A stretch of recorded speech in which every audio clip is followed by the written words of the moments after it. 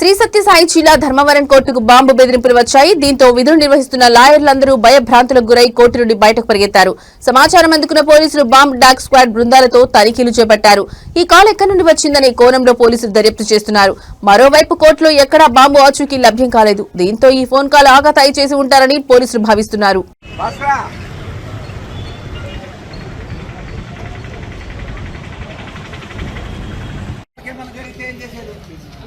Awareness చేయండి కదా.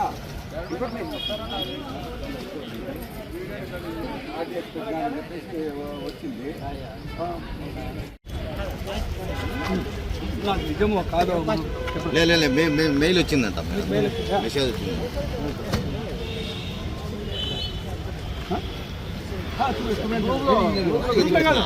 నేనుండే లోపల ఫస్ట్ మ్యాచ్ ఇందాక మా మ్యాజిస్ట్రేట్ కోర్టు గారి సూపరింటెండెంట్ గారికి జిల్లా జడ్జి కోర్టు ద్వారా ఒక మెసేజ్ రావడం జరిగింది.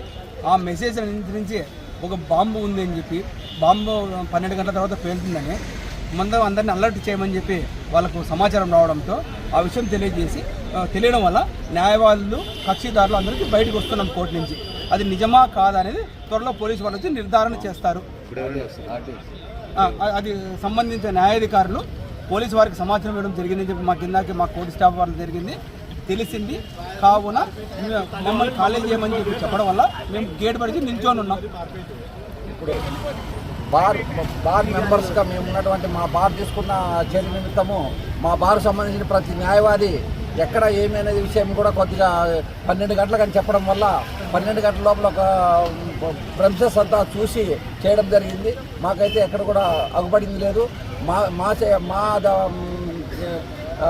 విధిగా బార్ అసోసియేషన్ వాళ్ళు ప్రెమిసెస్లో కూడా చూడడానికి ప్రయత్నం చేస్తున్నాము.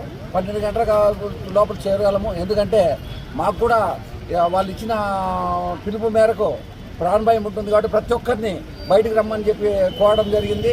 అందరూ వచ్చి మేము కూడా వెతకడం జరిగింది.